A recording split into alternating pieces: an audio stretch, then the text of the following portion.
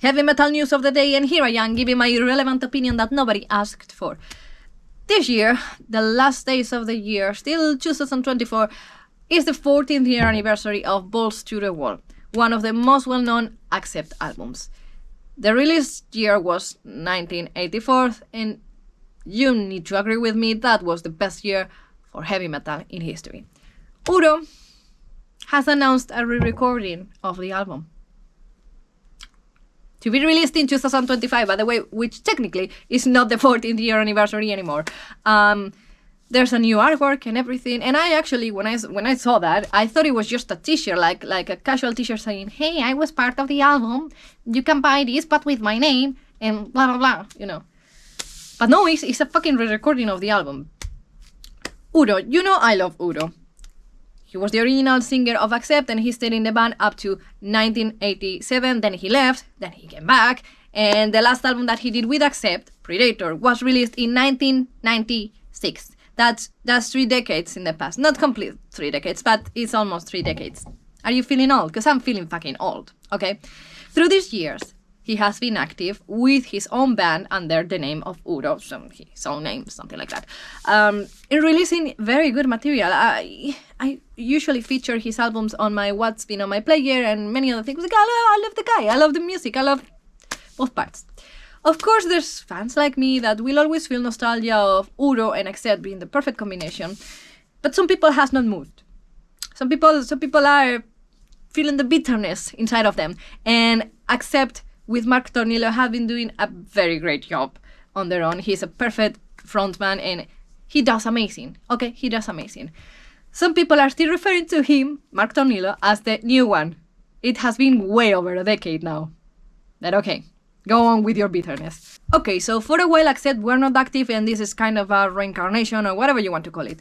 Udo has all the right to play Accept songs if he wants to, because, you know, it's part of his career, and his own band has its own name. That is very important for me, because if it was another band under another name, separate from projects like Accept and, you know, all of that, that would be different. They will be like, why are you playing the songs of your old band? That will not make any sense. But okay, the band is called Udo, which is himself, and it's like his celebration of his career, whatever. Like Doro playing Warlock. Okay.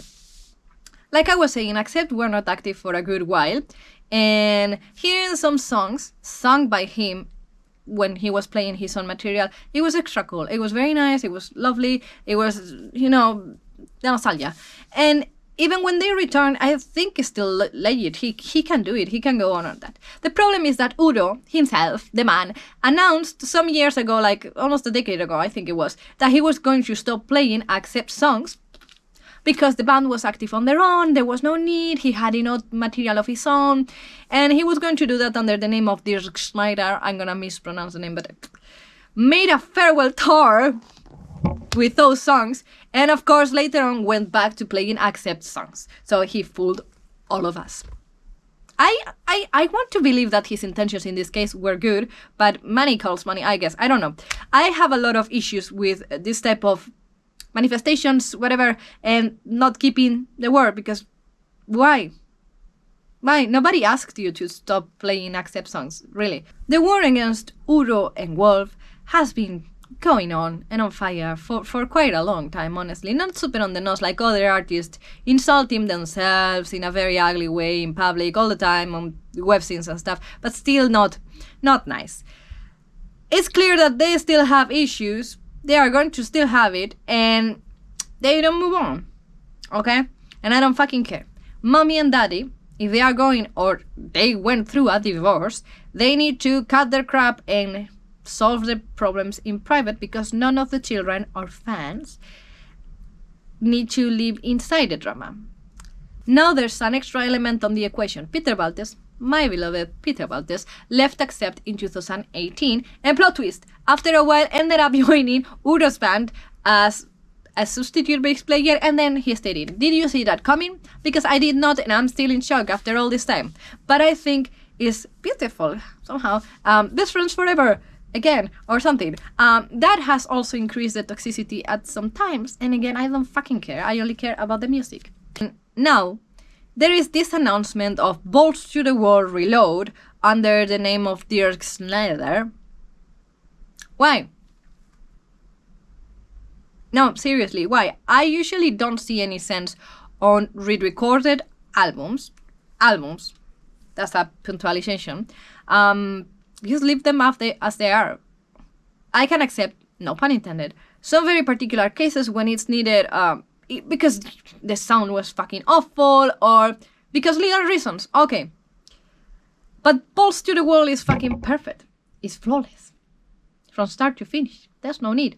And if it's about legal reasons here to get some extra money, I don't know. Covers. Okay. Nice, but I want to hear them from the voice of others, like those old classic tribute albums. I will mention more on that later. Different versions, like acoustics. Okay, I personally don't care, but okay, could be something. As occasionally things or rarities or something like that, but the whole album. Not only that, but let's go into the details. Okay, all the songs feature well-known artists.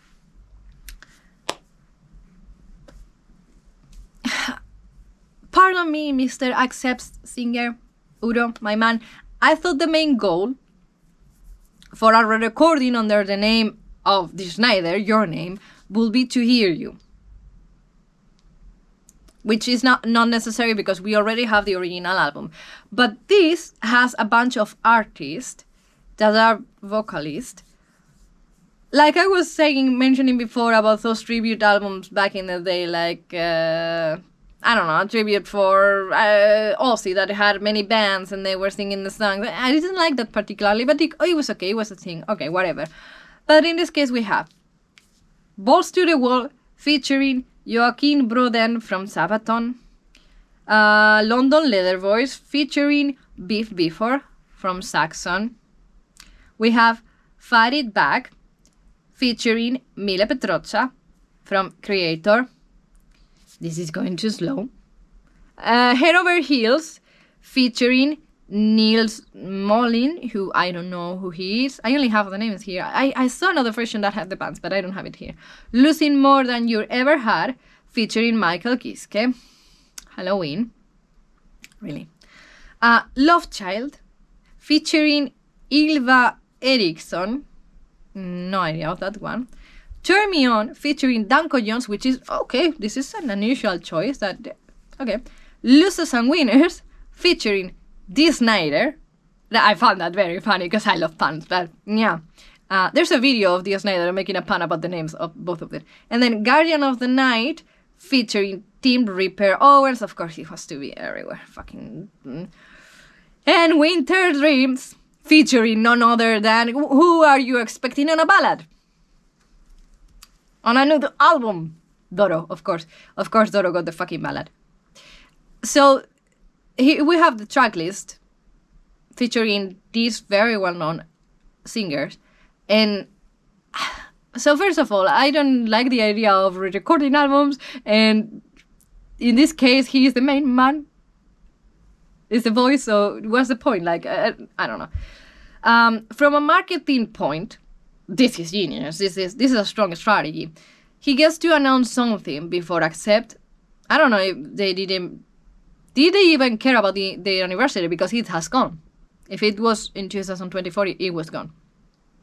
But he's featuring many well-known artists, like top, like the fucking Avengers of metal. Old and new, which is important for different reach of generations, and they will be promoting these on their pages, the social media, and blah blah blah, once the news are out and also when the album is out. Of course, I will not buy the album. I don't fucking care. I will listen to it, but I will not buy it. I'm not interested in this type of material. Like, I'm not interested in the tribute albums or whatever. He did an album full of covers of artists that he enjoyed, and okay, I thought that was interesting. I enjoyed some of the tracks. I listened to that a couple of times. I'm not going to buy it, but okay, that was something that pulled out more to me. But this particular case, re-recordings are not necessary.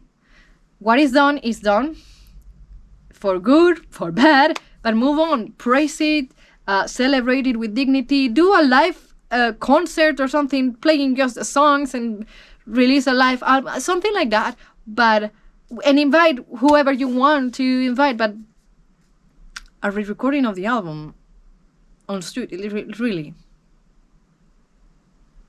Balls to the Wall was already perfect. What do you think? Leave me know in the comments section down below. Bye.